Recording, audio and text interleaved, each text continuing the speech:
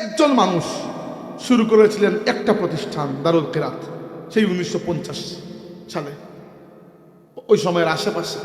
আর আজকে 2025 শেষ হয়ে 26 চলছে। কমসে কম 75 বছর বয়স হচ্ছে দারুল কিরাতের।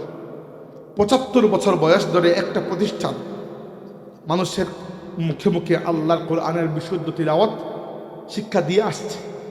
এক ব্যক্তির ওসিলায় কত লক্ষ মানুষ যে গত 75 বছরে বিশুদ্ধ কোরআন শিক্ষা লাভ করেছেন, এক আল্লাহ ছাড়া সেই হিসাব আর কেউ বলতে পারবে না। আপনি কেন চান না যে আপনি ফুলতলি সাহেব হবেন?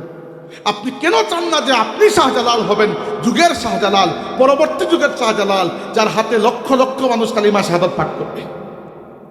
শাহজালাল রহমতুল্লাহ তো আসমান থেকে নাজিল হন নাই, কোনো না কোনো মা বাপের তো সন্তান। আল্লাহ রাব্বুল আলামিনের পথে চেষ্টা করেছেন, আল্লাহ তাকে পথ লাগিয়েছেন। আল্লাহর দিনের খেদমত করার জন্য নিয়ত করেছেন বলেই তো খেদমত করিয়েছেন। জবরদস্তি করে আল্লাহ কাউকে দিয়ে কাজ করাতে চান না।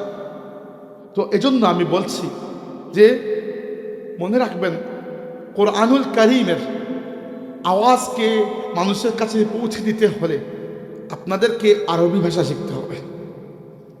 যে মাদ্রাসায় পড়ালেখা শুরু করেছো, হিফজ করেছো বা করছো, এটা শুরু মাত্র, থেমে যেও না। আল্লাহর ওয়াস্তে একদল মানুষ, মনে রাখবেন এটা কথা বলা হয় যে মানুষ তার স্বপ্নের মতো বড়, যতটুকু স্বপ্ন দেখে। আপনি যদি স্বপ্ন দেখেন হিফজ করবো, এরপরে মাসে 2টা খতম পড়বো, 500 টাকা 500 টাকা খালাস, ওইখানে থেকে যাবে সারা জিন্দগি, আর বড় হইতে পারবেন না। আপনি এরকম হয়ে যান যে মানুষটা বাংলার মানুষের কাছে কোরআনের দাওয়াত পৌঁছে দেয়।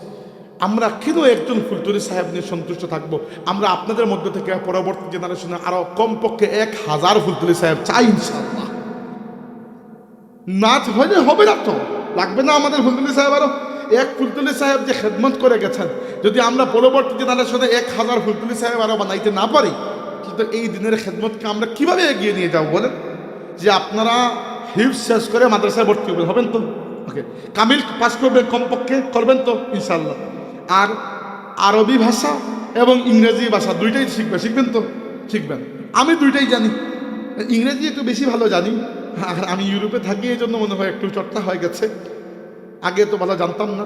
আর ইংরেজিটা যেরকম জানি, আরবিটা এতটুকু জানি না, কিন্তু মোটামুটি এতটুকু জানি যে কাজ চালিয়ে নিতে পারবো। আমি শিখতে পারলাম, আপনি কেন পারবেন না? আবার আপনার কি মনে হয় আমি কি আসানপূর্ণ মেধাবী? না, আমি যতটুকু আপনি ততটুকু। শিখবেন তো? কারণ যদি না শিখেন তাইলে আল্লাহর কিতাব কোরআন পড়ে আপনি মজা পাবেন না। আর 2 নম্বর আমাদের সমস্যা কি জানেন? আমরা সাগরে মণিমুক্তা খুঁজতে যাই, কিন্তু ডুব দেই না, খালি উপরে উপরে সাঁতার দেই। কোরআন নিয়ে আমরা চিন্তা করি না। আফালা ইয়াতাদাব্বারুনাল কোরআন, আল্লাহ বলেছেন তোমরা কি কোরআন নিয়ে তাদাব্বুর, ফিকির করো না? যারা কোরআন নিয়ে চিন্তা করেছে তারা কোরআনের মধ্যে মণিমুক্তা খুঁজে পেয়েছে। আর খালি উপরে উপরে তিলাওয়াত করে গেলে সেই তিলাওয়াত আপনার জীবনে রং আনতে পারবে না। রং আনার দরকার আছে কিনা?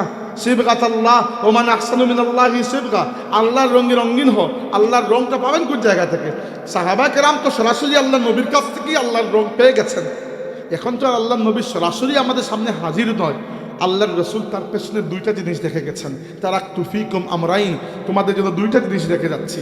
লান তাদিল্লু মা ইন তামাসসাকতুম বিহিমা, এই 2টা জিনিসকে যদি তোমরা শক্ত করে ধরো কখনো পথভ্রষ্ট গুমরা বেপথে যাবে না।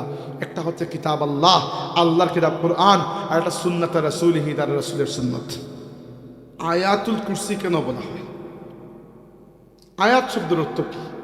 অনেক জায়গায় জিজ্ঞেস করেছি, মানুষ বলে বাক্য। ভুল কথা। আয়াত শব্দের অর্থ বাক্য নয়। বাক্য বা ইংরেজিতে যেটাকে আমরা সেন্টেন্স বলি, আরবি ভাষায় এর নাম হচ্ছে জুমলা। আরবি ভাষায় এটাকে জুমলা বলা হয়। আয়াত অর্থ বাক্য নয়। কোরআন শরীফে বহু আয়াত আছে যেগুলো এক বাক্যে, কোনো আয়াত আছে এক শব্দে, কোনো আয়াত আছে পুরো 1 থেকে 1.5 পৃষ্ঠা লম্বা। মানে আয়াত বলতেই বাক্য, উদ্দেশ্য নয়। যেমন কোরআন শরীফের সূরা আর রহমানের মধ্যে আছে মুদহাম্মাতান, বাস একটা আয়াত হয়ে গেছে এখানে। আবার সূরা বাকারায় একটা আয়াত আছে, ইয়া আইয়ুহাল্লাযীনা আমানু ইযা তাদায়ানতুম বিদাইনিন ইলা আজালিন মুসাম্মান ফাকতুবু। এই আয়াতটা প্রায় 1 থেকে 1.5 পৃষ্ঠা লম্বা। তার মানে আয়াত মানেই বাক্য নয়, কোনো কোনো আয়াতের মধ্যে মাত্র একটা শব্দ আছে, কোনো আয়াতের মধ্যে বহু বাক্য একসাথে মিলে গেছে। যেমন আয়াতুল কুরসির মধ্যে অন্ততপক্ষে 7-8টা বাক্য আছে। আয়াত মানে কি? আয়াত শব্দের অর্থ হচ্ছে নিদর্শন। ভালো করে বুঝেন, বাচ্চারাও বুঝতে পারবেন, এত কঠিন কথা বলছি না, সহজ কথা। তো আয়াত মানে হচ্ছে নিদর্শন। নিদর্শন বুঝেন তো? যেমন ধরেন আপনারা একজন আরেকজনকে প্রশ্ন করলেন যে আমার নাম ধরে জিজ্ঞেস করলেন যে অমুক কি আসছেন? আপনি বলেন জানি না, চলো গিয়ে দেখি। আপনি মাহফিলে আসার পথে দেখলেন ওখানে আমার গাড়ি রাখা আছে, গাড়িটা আপনি চিনেন, তো গাড়ি দেখে বুঝতে পারলেন আমি চলে আসছি, তাই না? ওই গাড়িটা এই জায়গায় আমার নিদর্শন। তাই আয়াত শব্দের অর্থ হচ্ছে নিদর্শন। কিসের নিদর্শন? উলামায়ে কেরাম বলেছেন কোরআন শরীফের প্রত্যেকটা আয়াত আল্লাহ তাবারাকা ওয়া তাআলার ইলমের একটা নিদর্শন। নিদর্শন কি জন্য দরকার? নিদর্শন দরকার এজন্য যে আমরা আল্লাহকে দেখতে পাই না। আল্লাহ হচ্ছেন গায়েব। শুধু গায়েব নয়, আল্লাহ হচ্ছেন গায়েবুল গায়েব। যা কিছু গায়েব হতে পারে আল্লাহ তাবারাকা ওয়া তাআলা তার চেয়েও বেশি গায়েব। এজন্য আমরা ঈমান এনেছি গায়েবের উপর। আল্লাযীনা ইউমিনুনা বিল গায়বি, ঈমান এনেছি গায়েবের উপর, ঠিক আছে। কিন্তু গায়েবের মধ্যে আল্লাহ তাবারাকা ওয়া তাআলা থাকার পরেও দয়া করে আমাদের জন্য দুনিয়াতে কিছু নিদর্শন রেখেছেন, যেন এই নিদর্শন দেখে ঈমানদাররা আল্লাহর ব্যাপারে ঈমানকে পাকাপোক্ত করতে পারে। এই নিদর্শন নিয়ে আজকে কথা বলব। এবার এই নিদর্শনগুলো কোন কোন জায়গায় আমরা পাবো? আমরা কোরআন শরীফ থেকে বুঝতে পারি আল্লাহকে চিনার জন্য যে নিদর্শনগুলো আল্লাহ সৃষ্টি করেছেন অথবা আল্লাহ রাব্বুল আলামিন আমাদেরকে দিয়েছেন, সেগুলো আমরা 3টা জায়গার মধ্যে পাই। কয়টার মধ্যে? 3টা জায়গার মধ্যে। একটা হচ্ছে, এটা বাচ্চাদের জন্য আজকের ওয়াজ, মূলত তোমাদেরকে বোঝানোর জন্য। একটা নিদর্শন হচ্ছে আল্লাহ তাবারাকা ওয়া তাআলার সৃষ্টির মধ্যে আল্লাহ পাকের নিদর্শন রয়েছে, কেউ খুঁজলে পেয়ে যাবে। 2 নম্বর, মানুষের অন্তরের মধ্যেও আল্লাহর পরিচয় রয়েছে, মানুষ যদি খুঁজে তাইলে পেয়ে যাবে।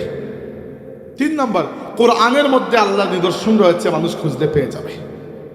এই 3টা আমি কোন জায়গা থেকে বের করলাম? খুদ কোরআন থেকে।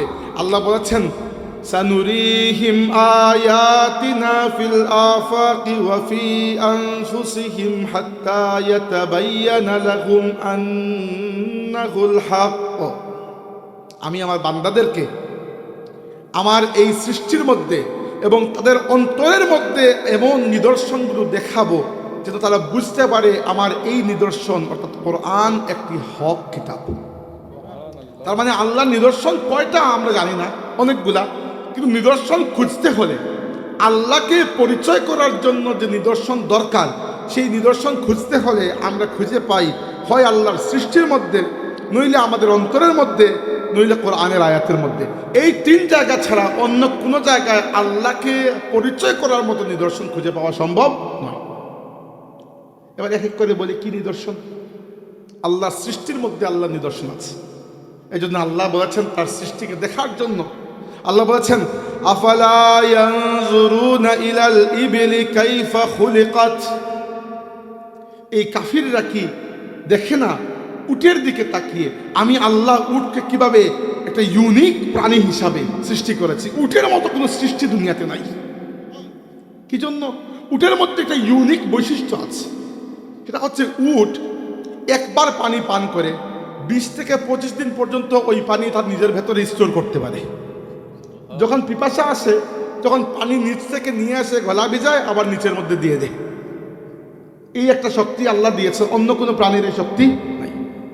আবার দেখেন, কেন বলছি পরে বুঝবেন, একটু পরে আমি বিভিন্ন দরজা খুলবো, পরে লাগাই দেবো, চিন্তা করবেন না। এবার 2 নম্বর হচ্ছে এই পৃথিবীর মধ্যে কিছু প্রাণী আছে তাদেরকে শক্তির দিক থেকে আল্লাহ সবচেয়ে শক্তিশালী বানিয়েছেন। যেমন হাতি, যেমন বাঘ, এগুলো শক্তির দিক থেকে সবচেয়ে বেশি শক্তিশালী। কিন্তু এদেরকে আল্লাহ সবচেয়ে বেশি গতি দেন নাই। গতির দিক থেকে সবচেয়ে এগিয়ে হচ্ছে চিতাবাঘ। কিন্তু চিতাবাঘের আবার ঘ্রাণ শক্তি সবচেয়ে বেশি নয়, সবচেয়ে বেশি ঘ্রাণ শক্তি হচ্ছে কুকুরের। আবার কুকুরের শ্রবণ শক্তি সবচেয়ে বেশি নয়, সবচেয়ে বেশি শ্রবণ শক্তি হচ্ছে তিমি। একটা তিমি যখন সাগরে আওয়াজ করে, তখন অন্য একটা তিমি 7 মাইল দূর থেকে পানির মধ্যে ওই আওয়াজ শুনতে পায়। এক্স্যাক্টলি কোন জায়গা থেকে আওয়াজ আসতেছে বুঝতে পারে। কিন্তু আবার তিমির চোখের দৃষ্টি সবচেয়ে প্রখর নয়, সবচেয়ে চোখের দৃষ্টি হচ্ছে প্রখর চিলের। চিল 3 মাইল উপর থেকে নিচে মাটিতে একটা পোকা পর্যন্ত দেখতে পায়। এরপরে আল্লাহ রাব্বুল আলামিনের মাখলুকাতের মধ্যে একটা মাখলুক আছে জিন, যেটা গায়েব হতে পারে, আমরা পারি না। আবার আল্লাহর পুরো সৃষ্টির মধ্যে ইলম এবং আকলের দিক থেকে সবচেয়ে এগিয়ে মানব জাতি। এবার বোঝা যায় যে এইটা কোনো আপনা আপনি সৃষ্টি হওয়া দুনিয়া নয়। কেউ একজন বড় পরিকল্পনা করে, যত্ন করে, আদর করে, মায়া করে এই সৃষ্টিকে বানিয়েছেন। এমনিতে আন্দাজে যদি তৈরি হয়ে যেত, যারা আল্লাহকে মানে না, নাস্তিক, এরা কি বলে যে it is a random selection, দুনিয়া এমনি এমনি হয়ে গেছে। এমনি এমনি কিছু হয়, আর হইলে কি সেটা সুন্দর সাজানো হয়? বাচ্চারা বুঝতে পারবে। ধরো আমি তোমারে হাতে দিলাম 12টা ছোটো সাইজের বল, ওই যে পিংপং বল আছে না, এগুলা 4টা হচ্ছে লাল কালারের, 4টা নীল কালারের, 4টা সবুজ কালারের। বললাম যে বাবা একটা কাজ করো, প্রথমে এক লাইন 4টা সাজাও লাল কালারের, পরের লাইন 4টা নীল কালার, পরের লাইন 4টা সবুজ কালার। আপনাকে কি করতে হবে? ওই জায়গায় গিয়ে সুন্দর করে মাটির মধ্যে একটা করে রাখতে হবে। আপনি যদি এখান থেকে নিক্ষেপ করেন যে বিসমিল্লাহ, আপনার কি মনে হয় সবগুলো গিয়ে সুন্দর করে ফিট হয়ে বসবে? বসবে না।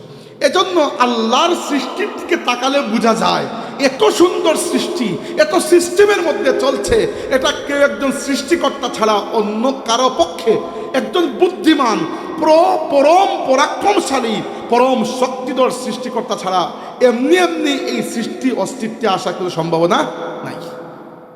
নাস্তিকদেরকে এই যুক্তি দিলে তাদের আর কোনো কথা থাকে না। কিন্তু আমি বুঝছি একটা জিনিস, যে মানুষ নাস্তিক হয় কি জন্য? 2টা কারণে। দুনিয়ার খুব কম মানুষ নাস্তিক হয় এই জন্য যাদের আল্লাহর ব্যাপারে স্পষ্ট কোনো ধারণা থাকে না। আর বেশিরভাগ মানুষ নাস্তিক হয় এজন্য যে ইসলাম তাদেরকে একটা জীবন শৃঙ্খলাবদ্ধ জীবনযাপন করতে বলে। যেহেতু তার ইচ্ছা হচ্ছে সে বিশৃঙ্খল জীবনযাপন করবে, তাই ইসলাম পালন করতে কষ্ট হয়, এই জন্য সে নাস্তিক হয়ে যায়। আমি ঢাকা বিশ্ববিদ্যালয়ে পড়ার সময় হলে থাকতাম। ছাত্রদের যে হোস্টেল আছে না, আপনারা তো হোস্টেলে থাকেন, আমিও থাকতাম। ঢাকা বিশ্ববিদ্যালয়ে একটা হোস্টেল আছে, বিজয় 71 হল, ওইখানে থাকতাম আমি। তো ওইখানে একজন ভাই ছিলেন যিনি নাস্তিক ছিলেন, আমার সাথে পড়তেন না, আমার থেকে সিনিয়র, একই রুমে থাকতাম আমরা। নাস্তিক ছিলেন বেশ কয়েকদিন পরে, এবং পরে শুনলাম তিনি একসময় তাবলিগও করতেন, তার মানে দিনদার মানুষ ছিলেন, বোঝাই যায়। পরে এক সময় তিনি চাকরি পেলেন, একটা বিশ্ববিদ্যালয়ের শিক্ষক হলেন, এবং আস্তে আস্তে আবার আস্তিক হয়ে গেলেন, মানে আল্লাহতে বিশ্বাস করতে শুরু করলেন। চিন্তা করলাম যে কাহিনী কি? একজন মানুষ ছিল আল্লাহতে বিশ্বাসী, বিশ্ববিদ্যালয়ে আসার পরে আবার অবিশ্বাসী হয়ে গেল, চাকরি বা বাকরি পাওয়ার পরে, বউ বাচ্চা হওয়ার পরে আবার বিশ্বাসী হয়ে গেল। কাহিনী কি? খোঁজ নিয়ে দেখলাম যে বিশ্ববিদ্যালয়ে আসার পরে ওনার মদ এবং গাঞ্জা খাইতে ইচ্ছা করছিল। এখন মুসলমান হিসাবে এগুলো খাওয়া যায়? এই জন্য তিনি আস্তে করে ইসলাম থেকে একটু বেরিয়ে গেছেন নিজের সুবিধার জন্য। পরে আবার বউ বাচ্চা হওয়ার পরে শৃঙ্খলাবদ্ধ জীবনে ফিরে এসেছেন, বাস আল্লাহ ফিরে এসেছেন। এই হচ্ছে মানুষের মুনাফিকি। মানুষ যে আল্লাহ সম্পর্কে জেনে শুনে আল্লাহকে অস্বীকার করে এমন নয়, জানাশোনার পরে আল্লাহকে অস্বীকার করার কোনো সুযোগই নাই। শুধু যে স্রষ্টাকে অস্বীকার করার সুযোগ নাই তা নয়, এটা তো বটেই, বরং এক স্রষ্টা ছাড়া আর কেউ নাই এইটাও আপনি বিশ্বাস করবেন যখন সৃষ্টির দিকে তাকাবেন। কি জন্য? কারণ এই সৃষ্টি যদি একই সাথে 2জন স্রষ্টা তৈরি করতেন তাহলে সব সময় একটা ঝগড়া লেগে থাকত। একটা প্রতিষ্ঠানে শিক্ষক 50 জন হতে পারেন, কিন্তু সুপার বা প্রিন্সিপাল একজনই হবেন। সমান ক্ষমতা সম্পন্ন 2 জন হয়ে গেলেই ব্যাস লেগে যাবে। উনি বলবেন শুক্রবার শনিবার বন্ধ, উনি বলবেন না রবিবার সোমবার বন্ধ, রাখছে মাইক। তাইলে প্রতিষ্ঠানে প্রধান একজন, দুনিয়াবি উদাহরণ দিলাম বোঝানোর জন্য। এবার চিন্তা করেন, আল্লাহ বলেছেন যে যদি আল্লাহর সাথে আরো এক কোনো স্রষ্টা থাকতো তাইলে দুনিয়ার মধ্যে তোমরা প্রচন্ড বিশৃঙ্খলা দেখতে পাইতে। অথচ দুনিয়ার মধ্যে বিশৃঙ্খলা তো নাই, শৃঙ্খলা এইরকম যে দেখলে আপনি অবাক হয়ে যাবেন। একটা উদাহরণ দিই, আপনারা যারা স্কুলে পড়ছেন জানেন, মাদ্রাসায় পড়লেও জানেন যে আমাদের এই যে বায়ুমণ্ডল, আমাদের সামনে যে মহাশূন্য যেটা বায়ুমণ্ডল, এই বায়ুমণ্ডলটা একেবারে খালি নয়, এখানে বিভিন্ন ধরনের গ্যাস রয়েছে। এর মধ্যে একটা হচ্ছে অক্সিজেন, যেটা আমরা নিঃশ্বাস নেওয়ার সময় নেই, আর একটা হচ্ছে কার্বন ডাই অক্সাইড, যেটা আমরা ছাড়ি। আরও গ্যাস আছে, যেমন হাইড্রোজেন আছে, নাইট্রোজেন আছে, আরও কী কী সবগুলোর নাম আমি নিজেও জানি না। কিন্তু এই পুরো বায়ুমণ্ডলের মধ্যে অক্সিজেনের পরিমাণ হচ্ছে 28%, মানে 100-র মধ্যে 28 হচ্ছে অক্সিজেন, বা সামান্য দশমিক বেশি। বিজ্ঞানীরা বলেছেন এই বায়ুমণ্ডলের মধ্যে যতটুকু অক্সিজেন আছে ঠিক ততটুকু মানব জাতির বাঁচার জন্য প্রয়োজন। তার চেয়ে 1% বেশি হয়ে গেলে মানুষের ফুসফুস ফেটে যেত, আর 1% কম হয়ে গেলে মানুষ নিঃশ্বাস নিতে না পেরে মারা যেত। তার মানে কোনো একজন স্রষ্টা আছেন যিনি বায়ুমণ্ডলে হুবহু অতটুকু অক্সিজেন রেখেছেন যতটুকু তার বান্দাদের জরুরত। তার মানে বোঝা যায় যে এটা কোনো আন্দাজি সৃষ্টি নয়। রব্বানা মা খালাকতা হাযা বাতিলা, অর্থাৎ ইমানদাররা বলে, এটা স্বীকার করে যে হে আমাদের রব, তুমি এই দুনিয়াকে উদ্দেশ্যহীনভাবে সৃষ্টি করো নাই, আল্লাহর একটা উদ্দেশ্য রয়েছে। তার মানে হচ্ছে যে ব্যক্তি তার প্রখর দৃষ্টি নিয়ে, চিন্তা শক্তি নিয়ে আল্লাহর সৃষ্টির দিকে তাকাবে, সে আল্লাহর পরিচয় জানতে পারবে। উদাহরণস্বরূপ আমি ওই দিন একটা মাহফিলে বলেছিলাম যে আল্লাহ কোরআন শরীফে বলেছেন, লাকাদ খালাকনাল ইনসানা ফি আহসানি তাকওয়িম, আমি মানুষকে সবচেয়ে সুন্দর সুরত দিয়ে বানিয়েছি। আপনি যান আজকে আয়নার সামনে দাঁড়িয়ে একবার চিন্তা করেন যে আপনার যদি যেভাবে আল্লাহ আপনাকে বানিয়েছেন ওই পুরো ডিজাইনটা যদি কেউ চেঞ্জ করে, আপনার 2 চোখের জায়গায় 3 চোখ, 1 নাকের জায়গায় 3 নাক, 2 কানের জায়গায় 1 কান, এরকম করে দিত, তাহলে কি পরিমাণ বিশ্রী লাগতো না? অর্থাৎ আল্লাহর এই সৃষ্টির বাইরে অন্য কিছু কল্পনাই করা যায় না। যা কল্পনা করবেন দেখবেন বিদ্যুটে বিশ্রী লাগছে। তার মানে হচ্ছে এই সৃষ্টি জগতের যে কোনো কিছুর দিকে যদি আপনি একটু প্রজ্ঞার দৃষ্টি নিয়ে, একটু গভীর চিন্তা নিয়ে থাকান, তাহলে প্রত্যেকটা সৃষ্টি যেন চিৎকার করে একজন স্রষ্টার অস্তিত্ব আপনাকে জানান দিচ্ছে। 2 নাম্বার হচ্ছে মানুষের অন্তর। অন্তরটা কিভাবে? একটা উদাহরণ দিলে বুঝবেন। মাঝে মধ্যে মানুষের অন্তর যেন আল্লাহকে ডাকে। অন্তর, উদাহরণ দিচ্ছি, আপনারা নাম শুনেছেন আমাদের নবী সাল্লাল্লাহু আলাইহি ওয়াসাল্লামের চাচা হযরতে হামজা রাদিয়াল্লাহু আনহু, নাম শুনেছেন? আল্লাহর সিংহ হামজা রাদিয়াল্লাহু আনহুর জীবনের একটাই শখ ছিল শিকার করা। এমন শিকারী, মরুভূমিতে গিয়ে তিনি মরুভূমির সিংহ পর্যন্ত শিকার করতে পারতেন। মরুভূমির উট পাখি শিকার করা ছিল তার বিশেষত্ব। উট পাখি শিকার করে উট পাখির পালক দিয়ে তিনি নিজের বুকে পরার জন্য সুন্দর একটা বানিয়েছিলেন, বেইজ বানিয়েছিলেন। পরিবার, সংসার, সমাজ কিচ্ছু নিয়ে তার কোনো, তিনি মূর্তি পূজাও করতেন না, তার ভালোই লাগতো না। এমনকি তার নিজের ভাতিজা মুহাম্মদ সাল্লাল্লাহু আলাইহি ওয়াসাল্লাম ইসলামের দাওয়াত দিচ্ছেন, ওই দিকেও তার কোনো খেয়াল নেই। তার একমাত্র খেয়াল শিকার করা। তিনি শিকারে বেরিয়ে যান, কয়েক সপ্তাহ পরে আসেন, এসে কাবা শরীফের পাশে বসেন, আর এই আপনাদের মতো বাচ্চারা আসে যে আমাদেরকে শোনান এবার কি স্বীকার করলেন, তো তিনি গল্প করেন। এইগুলো তার শখ। 5 বছর ধরে আমাদের নবী ইসলামের দাওয়াত দিচ্ছেন, ইসলামের 5 বছর হয়ে গেছে। হামজা রাদিয়াল্লাহু আনহু জানেনই না তার ভাতিজা মুহাম্মদ কি বলতেছেন সাল্লাল্লাহু আলাইহি ওয়াসাল্লাম। একদিন আসলেন, এমনকি হামজা রাদিয়াল্লাহু আনহু যে খুব মূর্তি পূজারী মানুষ এরকমও কিছু না, তিনি মূর্তি পূজাও জীবনে করেন না, পছন্দই করতেন না কোনো কিছু। তিনি একদিন আসলেন, এসে কাবা শরীফের পাশে বসেছেন। একবার খেয়াল করুন ঘটনাটা। বসেছেন, বসার পরে এক মহিলা এসে বলল, হামজা, তোমার এতিম ভাতিজা মুহাম্মদকে আজকে আমর ইবনে হিশাম খুব বাজেভাবে গালাগালি করেছে। আমর ইবনে হিশামকে আবু জাহেলের নাম হচ্ছে আমর ইবনে হিশাম, আমরা তাকে আবু জাহেল ডাকি। আল্লাহর রাসূল তার উপাধি দিয়েছিলেন আবু জাহেল, কিন্তু তার আসল নাম হচ্ছে আমর ইবনে হিশাম। তো হামজা রাদিয়াল্লাহু আনহুকে মক্কার একজন মহিলা বললেন যে, হামজা, তোমার ইয়তীম ভাতিজা, আমাদের নবী এতিম ছিলেন না, এতিম ছিলেন, তো এতিম ভাতিজা মুহাম্মদকে গালি দিয়েছে কে? ওই আবু জাহেল। তিনি জিজ্ঞেস করলেন যে আমাদের পরিবারের কেউ এগিয়ে আসে নাই? ওই মহিলা বললেন, না, কাউকে তো দেখি নাই। তিনি বললেন যে আমার ভাতিজা কেঁদেছে। কেঁদেছে, আল্লাহ রসুল খুব কেঁদেছে, খুব খারাপ গালাগালি করেছে। হামজা রাদিয়াল্লাহু আনহু জিজ্ঞেস করলেন, আমার ভাতিজা কোনো জবাব দেয় নাই? মহিলা বলল যে তুমি তো থাকো না মক্কায়, তাই তুমি জানো না মুহাম্মদ কখনো গালির জবাবে কাউকে গালি দেন না সাল্লাল্লাহু আলাইহি ওয়াসাল্লাম। হামজা রাদিয়াল্লাহু আনহু, যার ইসলাম সম্পর্কে কোনো আগ্রহ নাই, আইডিয়াও নাই, মক্কায় কি চলতেছে, কোনো রাজনীতি, অর্থ ব্যবস্থা, নাথিং, তার একমাত্র কাজ স্বীকার করা, ওইটাতে তার আগ্রহ। হঠাৎ করে ওই ইয়েতিম ভাতিজা মুহাম্মদের জন্য মনের মধ্যে একটা তুফান তৈরি হয়ে গেল। চলে গেলেন আবু জাহেলের ঘরে, টক টক টক, দরজা খুললো, আবু জাহেল বেরিয়ে আসলো। আতাসাব্বা মুহাম্মাদান, তুমি মুহাম্মদকে গালি দিয়েছো? তিনি বেরিয়েছেন তার বন্ধুদেরকে খুঁজতে, যে একসাথে রাতে আড্ডা হয়। খুঁজে পান নাই, যাইতে যাইতে যাইতে যাইতে তিনি কাবা শরীফের একবারে পাশে চলে গেছেন। তখন তো আর লাইট লাগানো না, অন্ধকার, সবাই ঘুমিয়ে পড়ছে। শুনলেন দূর থেকে কে যেন কিছু একটা পড়তেছে। পাশে গিয়ে পিছন থেকে দেখলেন যে আমাদের নবী সাল্লাল্লাহু আলাইহি ওয়াসাল্লাম কাবা শরীফের পাশে দাঁড়িয়ে কোরআন শরীফ তিলাওয়াত করছেন।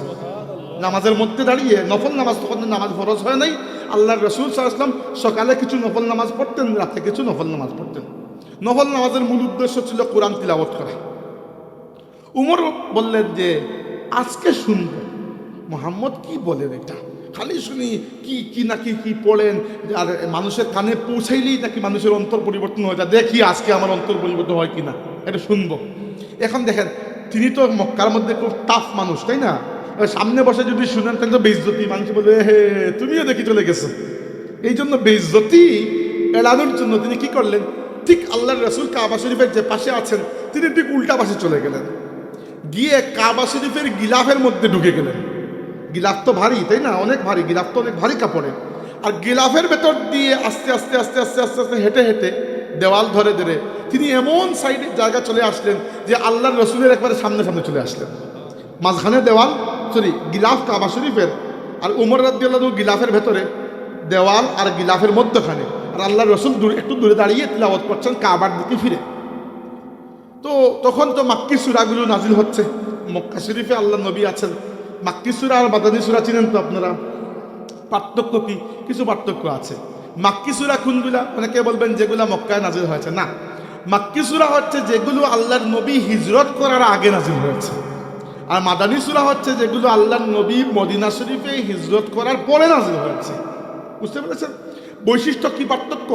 মাক্কি সূরায় নরমালি ছোট ছোট আয়াত, মাদানী সূরার আয়াতগুলো বড় বড়।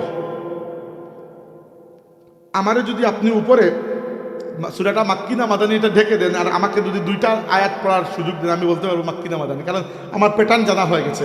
মাক্কি সূরার মধ্যে কাব্যিক ছন্দ থাকে, মাদানী সূরার মধ্যে কাব্যিক ছন্দ থাকে না। মাক্কি সূরা দেখবেন প্রত্যেকটা আয়াতের পরে পরে মিল আছে, আছে না? যেমন উদাহরণস্বরূপ والنازعات غرقا والناشطات نشطا والسابحات سبحا فالسابقات سبقا, এই যে মিলগুলো আছে এইগুলো হচ্ছে মাক্কি সূরার বৈশিষ্ট্য। তো মক্কা শরীফেই আছেন আল্লাহর নবী, তখন ইসলামের দাওয়াত দিচ্ছেন, 5 বছর হয়েছে, তিনি তিলাওয়াত করছিলেন। এবার তিলাওয়াত শুনে শুনে কতক্ষণ পরে আল্লাহর রাসূল তিলাওয়াত করছিলেন সূরা হাক্কা। সূরা হাক্কা কি পড়েছেন? আল হাক্কাতু মাল হাক্কা ওয়া মা আদরাকা মাল হাক্কা, এই সূরা তিলাওয়াত করছিলেন। এবার উমর রাদিয়াল্লাহু আনহু শুনে মনে মনে চিন্তা করলেন, এটা তিনি পরে নিজে বলেছেন যে আমি তখন শুনে মনে মনে চিন্তা করলাম যে বাহ, মুহাম্মদ তো বড় সুন্দর কবিতা পড়তেছে। ওই সময় আল্লাহর নবী সাল্লাল্লাহু আলাইহি ওয়াসাল্লাম যে আয়াতটি পড়লেন, ওই আয়াতটি ছিল ওয়া মা হুয়া বিকাউলি শাইর। আল্লাহ কোরআনের ওই আয়াতের মধ্যে বলেছেন এটা কোনো কবির লেখা কবিতা নয়। যেই মাত্র উমর রাদিয়াল্লাহু মনে এসেছে যে বাহ, সুন্দর কবিতা পড়তেছেন, ওই এক্স্যাক্টলি ওই সময় আল্লাহ নবী পড়লেন ওয়া মা হুয়া বিকাউলি শাইর, এটি কোনো কবিতা নয়। উমর রাদিয়াল্লাহু ভয় পেয়ে গেলেন, কাহিনী কি? মুহাম্মদ সাল্লাল্লাহু আলাইহি ওয়াসাল্লাম কি জাদুকর নাকি? আমার মনের কথা বুঝতে পারলেন। যেই মাত্র তিনি এটা মনে এসেছে, পরের লাইনের পরের লাইন আল্লাহ নবী পড়লেন ওয়ালা বিকাউলি কাহিন, এটা কোনো কাহিন বা জ্যোতিষীর কথাও নয়। উমর রাদিয়াল্লাহু আরো ভয় পেয়ে গেলেন, চিন্তা করলেন তাহলে এটা কি? ওই সময় আল্লাহ নবী পড়লেন তানজিলুম মির রাব্বিল আলামিন, এটা রব্বুল আলামিনের পক্ষ থেকে নাজিল হওয়া একটা কিতাব। উমর রাদিয়াল্লাহু আনহু, যিনি দুনিয়ার মধ্যে কোনো মানুষকে ভয় পান না, সেই দিন ভয় পাইলেন। ভয় পেয়ে আস্তে আস্তে আস্তে লুকায় লুকায় লুকায় লুকায় বাড়িতে চলে গেছে। কিন্তু এই দিন মনের মধ্যে এটা আসর হয়েছে, এই যে এই কাহিনী কি। পরে একদিন এগুলো তার মন থেকে সরে গেছে, কারণ কিন্তু একটু কঠিন মানুষ, কঠিন মানুষদের আনতে একটু দেরি হয়, বুঝতে পেরেছেন। আবু বকর রাদিয়াল্লাহু নরম মানুষ, তো জলদি চলে আসছে। ওমর রাদিয়াল্লাহু কঠিন মানুষ, কারণ আসতে দেরি হয়, কিন্তু যখন আসেন আসার মতো করে বন্যার পানির মতো চলে আসছেন আর কি। তো উমর রাদিয়াল্লাহু কি হয়েছে, একদিন আবু জাহেল তাকে অনেক উত্তেজিত করেছে যে দেখো মক্কার মধ্যে কি ধরনের একটা বিভেদ, নবী মানে মুহাম্মদ সাল্লাল্লাহু আলাইহি ওয়াসাল্লামের কথা বলেছে যে তিনি একটা বলেন আমরা আরেকটা বলি, মানুষ কেউ মুসলিম হয় কেউ আমাদের ধর্মে থাকে, তো মক্কার ঐক্য এবং শক্তি দুটোই কমে যাচ্ছে। উমর রাদিয়াল্লাহু বড় রাগ করলে এটা শুনে বললেন আমি আজকে নিজ হাতে গিয়ে নবীকে হত্যা করে ফেলবো, নবীকে হত্যা করলে তো আর ইসলাম নাই। এবার এইটা বলে তিনি খোলা তরবারি হাতে আল্লাহর রাসূলকে হত্যা করার জন্য বেরিয়েছেন। রাস্তায় এক বন্ধুর সাথে সাক্ষাৎ, ওই বন্ধু আবার গোপনে ইসলাম কবুল অলরেডি করে ফেলেছেন, কিন্তু কাউকে জানান নাই। আল্লাহর রাসূলকে জানিয়েছেন, অন্য কাউকে বলেন নাই, কারণ সেই সময় যদি বলতেন কেউ কাউকে তাহলে মানুষ মার দিত, এই জন্য জানান নাই। তো ওই বন্ধু জিজ্ঞেস করেছেন ওমর এত রাগান্বিত হয়ে হন হন করে হেঁটে যাচ্ছ কোন জায়গায়, হাতে আবার তরবারি। ওমর বললেন যে আজকে মুহাম্মদকে আমি হত্যা করবো, সাল্লাল্লাহু আলাইহি ওয়াসাল্লাম আজকে হত্যা করে ফেলবো। ওই সাহাবী, উনি তোকে সাহাবী কারণ মুসলমান হয়েছেন গোপনে, উনি ভয় পেয়ে গেলেন, ইয়া আল্লাহ এখন যদি ওমরকে সত্যি সত্যি আল্লাহর নবীকে শহীদ করে ফেলেন তাহলে তো এখন ইসলাম তো আর সামনের দিকে যাবে না। ওই বন্ধু কি করবেন, উমরকে থামানোর জন্য, আল্লাহর রাসূলকে রক্ষা করার জন্য তিনি বললেন আচ্ছা তুমি নবীকে হত্যা করার জন্য এত আগ্রহী, তোমার নিজের আপন বোন ফাতিমা বিনতে খাত্তাব এবং বোনের জামাই সাঈদ ইবনে যায়েদ ইসলাম কবুল করে আছে, ওইটা দেখো না, নিজের ঘরের খোঁজ নাও না, নবীকে হত্যা করতে চলছো বড়। উমর জানতেন না যে তার নিজের বোন ফাতিমা, এই ফাতিমা আমাদের নবীর মেয়ে ফাতিমা নয়, এই ফাতিমা আরেক ফাতিমা, উনি উমর রাদিয়াল্লাহুর বোন ফাতিমা বিনতে খাত্তাব, উনি ইসলাম কবুল করেছেন গোপনে। গোপনে বলতে কয়েকজন জানেন, ওমর রাদিয়াল্লাহু জানেন না। তখন ওমর রাদিয়াল্লাহু রাগান্বিত হয়ে কি বলো, এত বড় সাহস, আমার নিজের বোন আর বোনের স্বামী ইসলাম কবুল করেছে। আচ্ছা বোনের জামাই যিনি, উনি আবার ওমর রাদিয়াল্লাহু চাচাতো ভাই, সাঈদ ইবনে যায়েদ হচ্ছে ওমর আপন চাচাতো ভাই। তো তিনি গেলেন তার বোনের বাড়িতে, গিয়ে বোন এবং বোনের স্বামীকে খানিকক্ষণ পিটাপিটি করলেন। কতক্ষণ পরে যখন রাগ কমলো, একটু ক্লান্ত হয়ে বসলেন, জিজ্ঞেস করলেন ফাতিমা আমি দরজায় এসে শুনলাম তোমরা কি জানি পড়ছিলে, কি পড়ছিলে? ফাতিমা বিনতে খাত্তাব রাদিয়াল্লাহু আনহা বললেন যে আমরা কোরআন শরীফ তিলাওয়াত করছিলাম। তখনও কোরআন শরীফ নাজিল হয়েছে তো মাত্র সামান্য, খুব বেশি হয় নাই, যতটুকু নাজিল হয়তো কোনো না কোনো সাহাবী সেটা লিখতেন, কেউ চামড়ার উপরে লিখতেন, কেউ উটের এই পিঠের উপরের হাড়ের উপরে, যে হাড়টা অনেক বড়, কেউ আবার গাছের ছালের মধ্যে, কেউ আবার খেজুরের পাতার মধ্যে, বিভিন্ন জায়গায় লিখতেন। তো যারা লিখতেন এবং যারা কোরআন বেশি ভালো করে পড়তে পারতেন, আল্লাহর নবী সাল্লাল্লাহু আলাইহি ওয়াসাল্লাম মুসলিমদের কাছে এদেরকে পাঠিয়ে দিতেন যে তোমরা মুসলমান যারা নতুন হয়েছ পুরাতন সাহাবীদের কাছ থেকে কোরআন শরীফ শিখে নাও। তো খাব্বাব ইবনুল আরাত রাদিয়াল্লাহু আনহু বলে একজন সাহাবী ছিলেন, আল্লাহর রাসূল সাল্লাল্লাহু আলাইহি ওয়াসাল্লাম উমর রাদিয়াল্লাহু আনহুর বোনের কাছে উনাকে পাঠিয়েছেন কোরআন শরীফ শেখানোর জন্য। তো খাব্বাব ইবনুল আরাত রাদিয়াল্লাহু আনহুর কাছে ছিল সূরা তাহা লেখা। তো ফাতিমা বিনতে খাত্তাব উমরের বোন ওটাই পড়ছিলেন। উমরের বোন বললেন যে আমি আপনাকে কোরআন শরীফ হাতে দেব না, কারণ আপনি তো নাপাক। উমর রাদিয়াল্লাহু বলে ঠিক আছে তুমি পড়াই শোনাও। উনি পড়াই শোনালেন। এবার দেখেন উমর রাদিয়াল্লাহুর দিলটা, ফিতরতটা, যে দিল থেকে আল্লাহ তাকে দুনিয়াতে পাঠিয়েছেন এটা কিন্তু পবিত্র। হ্যাঁ একটু শক্ত হয়, এটা অপবিত্র নয়, নাপাক নয়, পবিত্র। পবিত্র হওয়ার কারণে উমর রাদিয়াল্লাহুর মতো শক্ত মানুষ, তার দিলের মধ্যে মাত্র 2 বার কোরআনের বৃষ্টি পড়েছে। একবার আল্লাহর রাসূলের কাছ থেকে তিনি শুনেছেন, আরেকবার তার নিজের বোন ফাতিমার কণ্ঠে শুনেছেন। অর্থাৎ তার যে কল্ব, মনে করতে পারে সেটা উর্বর মাটি, বৃষ্টি পড়েছে নিচ থেকে ফল উঠবে, কিন্তু কারো দিল হয়ে যায় একেবারে পাথর। কেউ দিলের উপর টাইলস লাগিয়ে দিলে ওইখানে আর যত বৃষ্টি পড়ুক, বন্যা আসুক, ফল তো আর ফলবে না। তো উমর রাদিয়াল্লাহু আনহুর দিলটা মাটি, মাটি বলতে বোঝাচ্ছি যে স্বভাব চরিত্র দিয়ে আল্লাহ পাঠিয়েছিলেন দুনিয়াতে ওইটাই আছে, ওইটা নষ্ট হয় নাই, পাক পবিত্র ছিল। এই জন্য 2 বার কোরআনের আওয়াজ যখন দিলের মধ্যে গেছে তুফান শুরু হয়ে গেছে। হ্যাঁ, নবীর ঘরে তিনি গিয়েছেন তরবারি হাতে নিয়ে, কিন্তু আগে যাচ্ছিলেন আল্লাহর নবীকে হত্যা করার জন্য।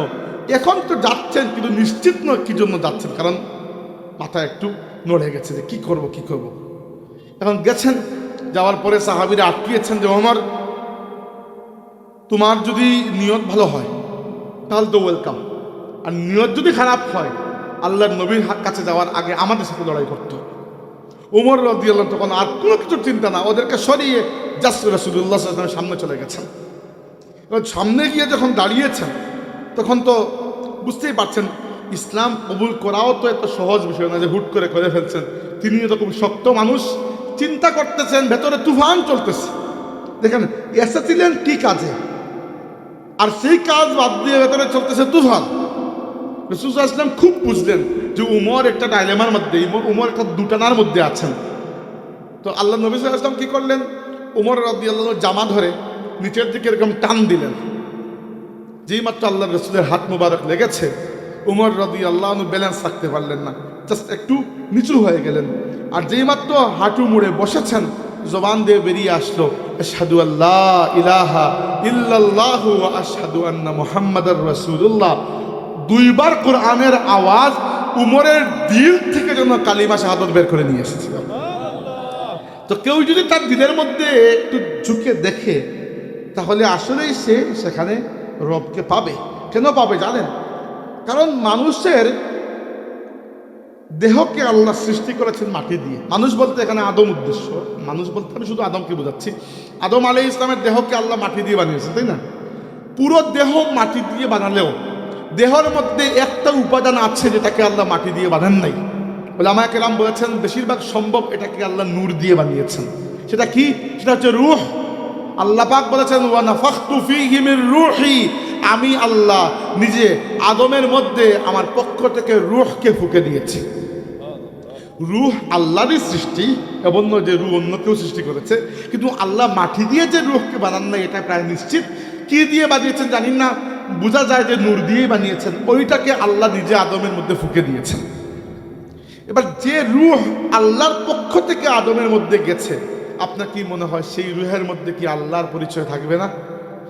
এবার সেই রূহ নিয়েই আমরা দুনিয়াতে আসি। কুল্লু মাউলুদুন ইউলাদু আলাল ফিতরা, আল্লাহর রাসূল বলেছেন প্রত্যেক নবজাতক শিশু সেই স্বভাব চরিত্র নিয়ে জন্মগ্রহণ করে যে স্বভাব চরিত্রের উপর আল্লাহ আদমকে বানিয়েছেন, মানে ইসলামের উপর জন্মগ্রহণ করে।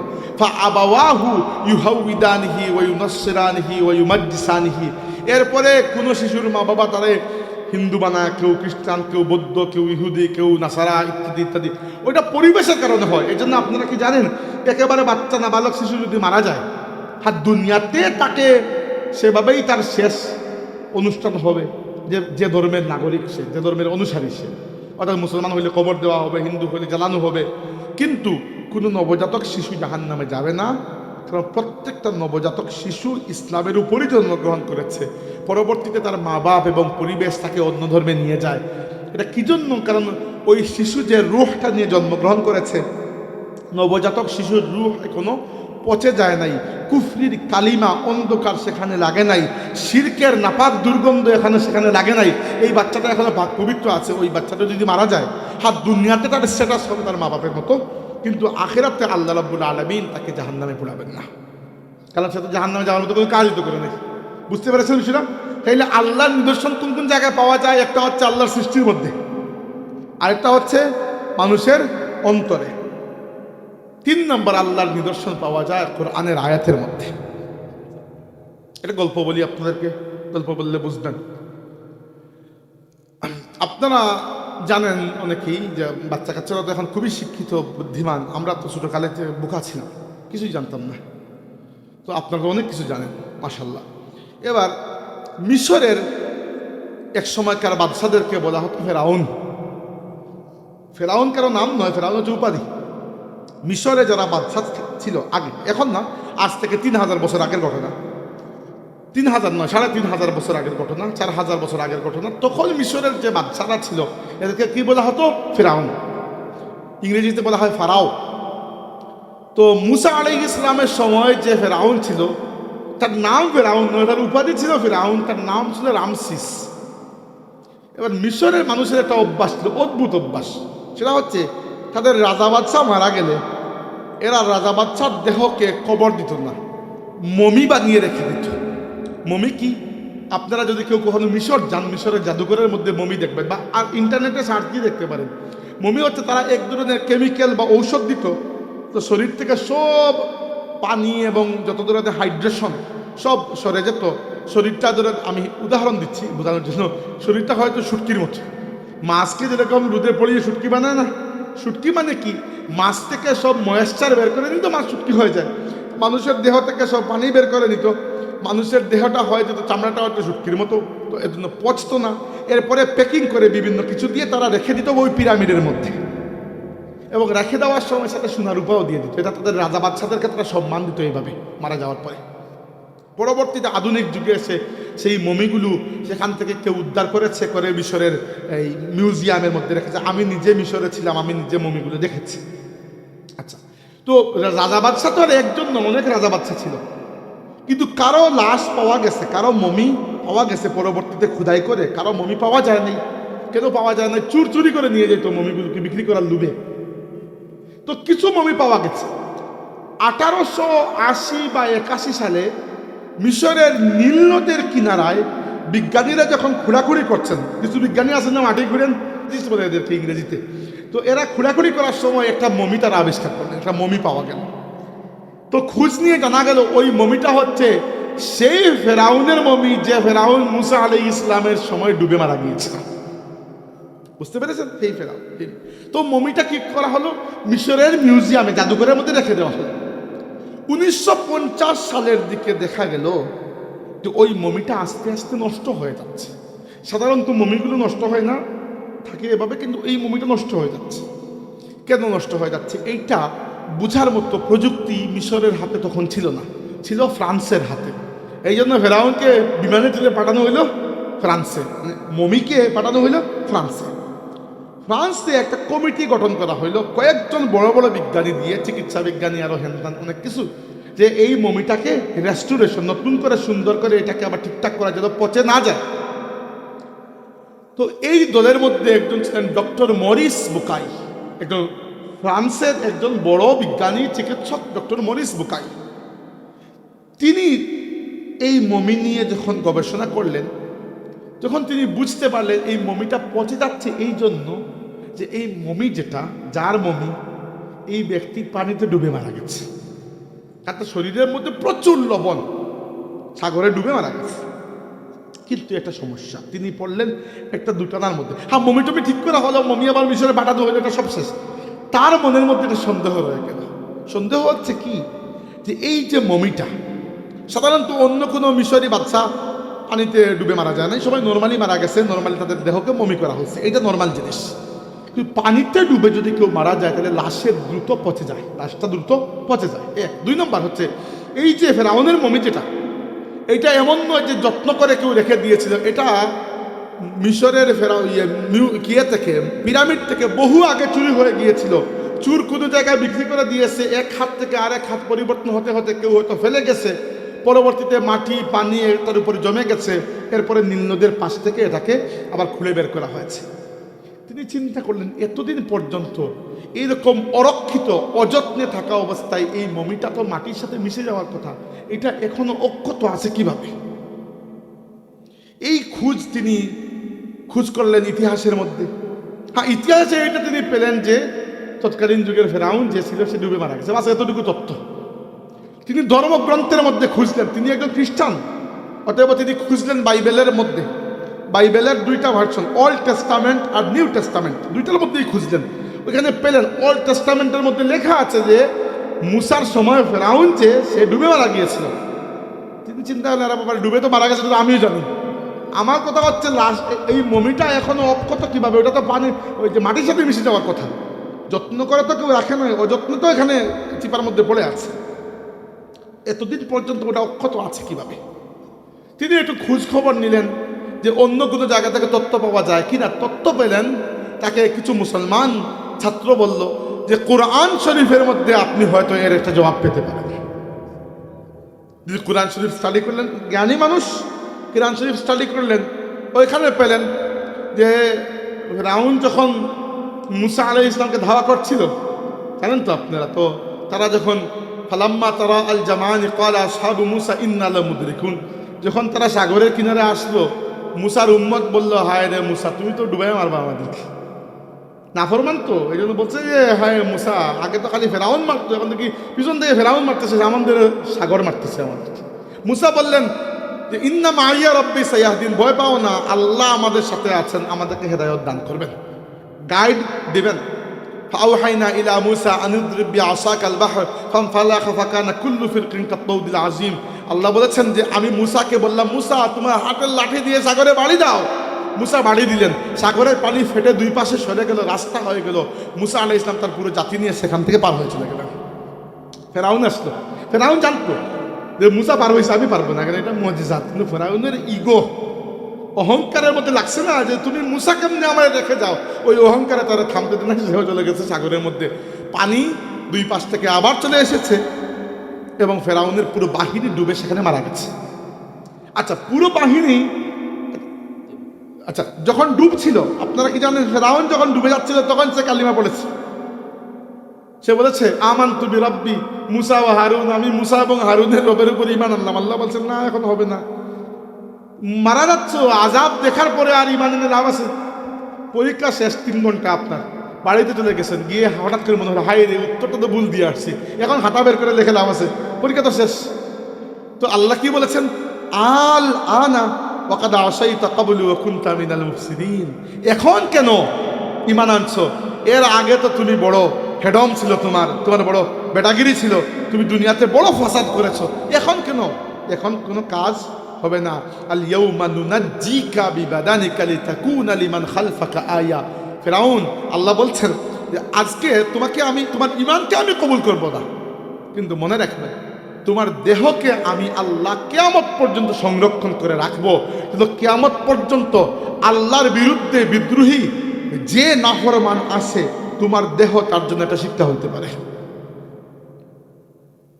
মরিস লুকাই বললেন, দুনিয়ার মধ্যে মাত্র একটা কিতাব পাওয়া গেল যেখানে ফেরাউনের লাশ এখনো কিভাবে অক্ষত আছে, মমিটা, তার একটা জবাব পাওয়া গেল কোরআন শরীফের মধ্যে। এই কোরআন শরীফের মধ্যে ফেরাউনের লাশ কিভাবে, মমি কিভাবে এখনো পর্যন্ত অক্ষত আছে, এটার জবাব পাওয়ার পরে ডক্টর মরিস লুকাই ইসলাম কবুল করে ফেললেন। তার একটা বিখ্যাত বই আছে, আপনারা পড়ে দেখবেন, বড় হয়, Bible Quran and science, Bangla অনুবাদ হয়েছে, সিলেটেও পাবেন, ঢাকায়ও পাবেন, যে কোনো জায়গায় পাবেন। নাম হচ্ছে বাইবেল কোরআন এবং বিজ্ঞান, বা এই টাইপের কিছু একটা নাম। এই বইটা খুব বিখ্যাত, এই বইয়ের মধ্যে তিনি সব কিছু লিখেছেন। তাইলে কি বুঝলাম আমরা, যে কোরআনের আয়াতের মধ্যে আল্লাহকে চিনার মতো উপাদান আছে কিনা? কোরআনের আয়াত পড়ে মানুষ ইসলাম কবুল করার মতো উপাদান আছে কিনা? আচ্ছা, আর একটা ঘটনা মনে হয়ে গেল, ওটা বলে দিই। আপনার একটা দেশের নাম শুনেছেন, কানাডা, নাম শুনেছেন? ইদানিং তো মানুষ খুব যায়, তাই না?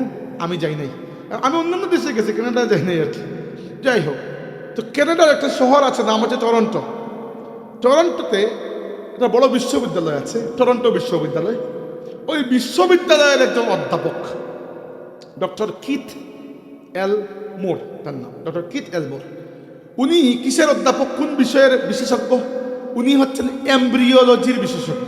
এমব্রিওলজি হচ্ছে যে এক ধরনের ডাক্তারের, চিকিৎসা বিজ্ঞানেরই একটা অংশ। চিকিৎসা বিজ্ঞানের মধ্যে বিভিন্ন ধরনের আছে না, ব্রেইনের ডাক্তার, হার্টের ডাক্তার, হাড্ডির ডাক্তার, নাক কান গলার ডাক্তার, এরকম একটা ডাক্তার আছে যাকে বলা হয় এমব্রিওলজিস্ট।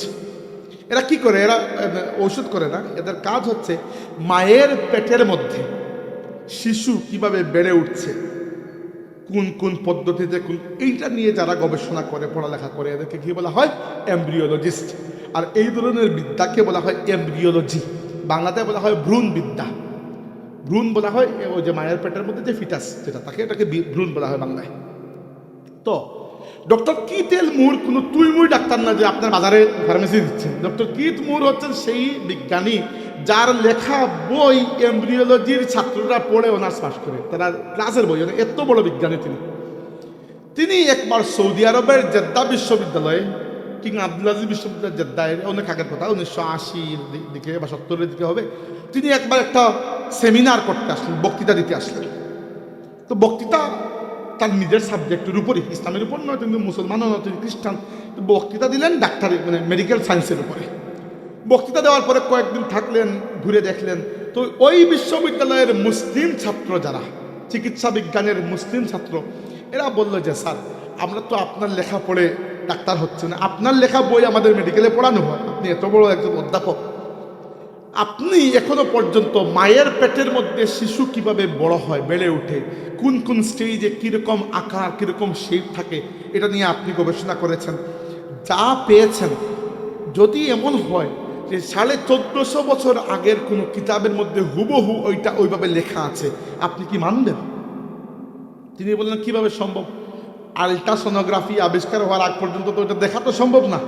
আল্ট্রাসোনোগ্রাফি তো চিনেন, এখনকার যুগে সবাই চিনে।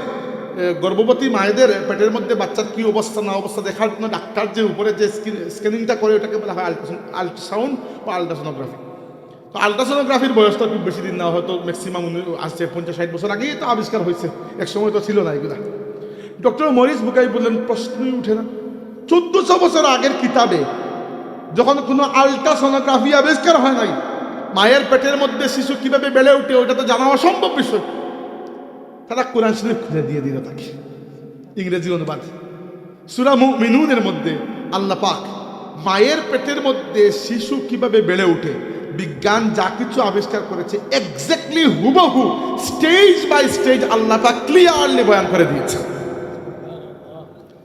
وَلَقَدْ خَلَقْنَا الْإِنسَانَ مِنْ سُلَالَةٍ مِنْ طِينٍ ثُمَّ جَعَلْنَاهُ نُطْفَةً فِي قَرَارٍ مَكِينٍ ثُمَّ خَلَقْنَا النُّطْفَةَ عَلَقَةً فَخَلَقْنَا الْعَلَقَةَ مُضْغَةً فخلقنا المضغة عظاما فكسونا العظام لحما ثم أنشأناه خلقا آخر فتبارك الله أحسن الخالقين। সব বলে দিয়েছেন। আল্লাহ পাক কি বলছেন যে আমি ওয়ালাকাদ খালাকনাল ইনসানা মিন সুলালাতিন মিন তিন, আমি মানুষকে সৃষ্টি করেছি মাটির নির্যাস থেকে, মানে জেনতেন মাটি নয়, মাটিকে নিয়ে পরিষ্কার করে পানি মিশিয়ে মাটিকে সুন্দর করে সেই মাটি দিয়ে আমি মানুষকে সৃষ্টি করেছি। এখানে মানুষ বলতে আল্লাহ আদমকে বুঝিয়েছেন। এই ব্যাপারে উলামায়ে কেরাম বলেছেন এখানে যে আল্লাহ বলেছেন মানুষকে সৃষ্টি করেছি, এর দ্বারা উদ্দেশ্য হচ্ছে আমি আল্লাহ আদমকে সৃষ্টি করেছি মাটি দিয়ে। সুম্মা জাআলনাহু নুতফাতান, এরপরে আমি আল্লাহ যখন পরবর্তীতে মানুষ সৃষ্টি করেছি তখন কি করেছি, তাকে আমি বানিয়েছি, ইংরেজিতে বলা হয় সিমেন, বাংলাতে বীর্য বলা হয়, এবং তাকে আমি রেখে দিয়েছি এক ফোঁটা পানি হিসাবে একটা সুরক্ষিত কারাগারের মধ্যে। ওই সুরক্ষিত কারাগার হচ্ছে মায়ের জরায়ু, মায়ের পেটের মধ্যে যেখানে বাচ্চা প্রথমে পিতার ঔরস থেকে গিয়ে থাকে ওইখানে কি বলা হয়, রেহেম বা জরায়ু। আল্লাহ বলেছেন তাকে এক ফোঁটা বীর্য আকারে বা সিমেন আকারে আমি আল্লাহ রেখে দিয়েছি এটা সুরক্ষিত কারাগারের মধ্যে। সুম্মা খালাকনা নুতফাতা আলাকা, এরপরে এই এক ফোঁটা পানিকে বা সিমেন্টকে আমি আল্লাহ বানিয়েছি আলাকা। আলাকা শব্দের অর্থ হচ্ছে আইন লাম কাফ, এই মাদ্দা থেকে যে শব্দ আসে এর অর্থ হচ্ছে ঝুলন্ত। এই জন্য কাবা শরীফে যে কবিতাগুলো লটকানো ছিল এগুলোকে কি বলা হতো, সাবা মুআল্লাকা। আলাকা মানে হচ্ছে ঝুলানো। সবচেয়ে আশ্চর্যের বিষয় এইটা যে আমি সিমেন্ট থেকে 2 নম্বর স্টেজে শিশুকে বানিয়েছি, ইংরেজিতে বলা হয় জাইগট। জাইগট হচ্ছে বুঝবেন, কখনো জুকে ধরছিল আপনাদেরকে? আচ্ছা, তো জুক তো পায়ের সাথে কিরকম এরকম ঝুলে থাকে তাই না, এক সাইডে কামড় দিয়ে। তো মায়ের পেটে শিশু প্রথম অবস্থায় মায়ের জরায়ুর সাথে এরকম জুকের মতো আটা লেগে ঝুলন্ত অবস্থায় থাকে, এইটা আল্লাহ কোরআন শরীফে বলে দিয়েছেন। এটাকে বলা আলাকা, ইংরেজিতে বলা হয় জাইগট। সুম্মা খালাকনাল আলাকাতা মুদগা, এরপরে আমি এই আলাকা যেটা ঝুলন্ত ওইটাকে বানিয়েছি মুদগা। মুদগাকে বলা হয় আরবি ইংরেজি ভাষায় ফ্ল্যাশ। ফ্ল্যাশ মানে হচ্ছে ঠিক মাংসও নয়, মাংসের আগের স্টেজ ফ্ল্যাশ। সুম্মা খালাকনাল মুদগাতা ইজামা, এরপরে এই ফ্ল্যাশের মধ্যে আমি আল্লাহ হাড্ডি হাড় বোন তৈরি করেছি। ফাকাসাউনাল ইজামা লাহমা, এরপরে গুস্ত এবং চামড়া সবকিছু দিয়ে সেই হাড়গুলোকে ঢেকে দিয়েছি। সুম্মা আনশানাহু খালকান আখার, এরপরে আমি আল্লাহ তাকে একটা অনন্য সৃষ্টিতে রূপান্তর করেছি। নাক কান সব কিছুকে ফুটিয়ে, প্রথমে তো মানব শিশু বোঝা যায় না, মায়ের পেটে আপনার আলট্রাসোনোগ্রাফির ছবি দেখলে বুঝবেন এত পুরো একটু মাংসের তোলা মনে হয়। আস্তে আস্তে চোখ কান নাক যখন ফুটে 14, 15, 16, 17, 25 সপ্তাহ পর্যন্ত যাওয়ার পরে পুরো মানব শিশুর একটা আকার ধারণ করে। আল্লাহ কি বলেছেন? সুম্মা আনশানাহু খালকান আখার, এরপরে আমি আল্লাহ তাকে পরিপূর্ণ একটা মানে ইউনিক একটা মানুষের রূপদান করি। ফাতাবারাকাল্লাহু আহসানুল খালিকিন, বরকতময় সেই আল্লাহ যিনি অত্যন্ত সুন্দর একজন স্রষ্টা। ডক্টর কিট মুর বলেন অসম্ভব বিষয়। এই কিতাব আজকে কেউ লিখেছে, মানে আজকের যুগে এইটা 1400 বছর আগের কিতাব হতেই পারে না, কেমনে সম্ভব? বিশেষ করে তিনি আকৃষ্ট হয়েছেন আলাকা শব্দের উপরে, যে এইটা তো আমরা ইদানিং গবেষণা করে বের করেছি যে মায়ের পেটে মানে পিতার ঔরস থেকে যাওয়ার পরে প্রথম স্টেজে শিশু থাকে এটা সিমেন আকারে, এটাকে ফিটাস বলা হয়। এরপরে সেটা হয়ে যায় জুকের আকারে, মায়ের জরায়ুর সাথে এরকম কামড়ে ধরে থাকে। তখন শিশুর একমাত্র খাদ্য হচ্ছে মায়ের শরীর থেকে যে রক্ত যায়, ওই রক্তটাই শিশু খায়। ওইটা কোনো মানুষের পক্ষে 1450 বছর আগে বোঝা সম্ভবই নয়, তো যখন আলট্রাসোনোগ্রাফি ছিল না। কে বলেছে এই কথা? যে আল্লাহ বলেছেন। ডক্টর কিট এল মুর 11 বছর এই বিষয়ের উপরে গবেষণা করলেন এবং পরবর্তীতে ইসলাম কবুল করলেন। এই যে কি বুঝলাম আমরা? ওই যে আল্লাহ কি বলেছেন যে আল্লাহকে চেনার জন্য আয়াত, এই আয়াত আমরা আল্লাহকে চেনার, আল্লাহকে পরিচয় করার আয়াত কোথায় পাই? আল্লাহর সৃষ্টির মধ্যে পাই। যদি চোখ খুলে দেখি, যদি দেখি না নাই খালাস, হাঁটতেছে কত মানুষ জীবনে কোনো কিছুর সাথে লগ নেই, অথবা নিজের অন্তরের মধ্যে ঝুঁকে দেখলেও আল্লাহর পরিচয়টা সেখান থেকে ফুটে ওঠে। অর্থাৎ অন্তরের মধ্যে যে আল্লাহ রাব্বুল আলামিন থাকেন এমনটা বলছি না, কিন্তু আপনার অন্তর আল্লাহর অস্তিত্বের সাক্ষী হয়ে দাঁড়ায়। আর 3 নম্বর হচ্ছে কোরআনের আয়াত। আসলে আমরা কোরআন শরীফের আয়াত থেকে আল্লাহর পরিচয়টা বুঝতে পারি না। এর 2টা কারণ আমি খুঁজে বের করেছি। একটা হচ্ছে কমিউনিকেশন গ্যাপ, ল্যাঙ্গুয়েজ ব্যারিয়ার। আমাদের মাতৃভাষা তো আরবি নয়, এই জন্য যে সৌন্দর্য নিয়ে আল্লাহ কোরআনকে নাজিল করেছেন, তানজিলুম মির রাব্বিল আলামিন নাযালা বিহির রূহুল আমিন আলা কলবিকা লিতাকুনা মিনাল মুনজিরিনা বিলিসানিন আরাবিয়্যিম মুবিন।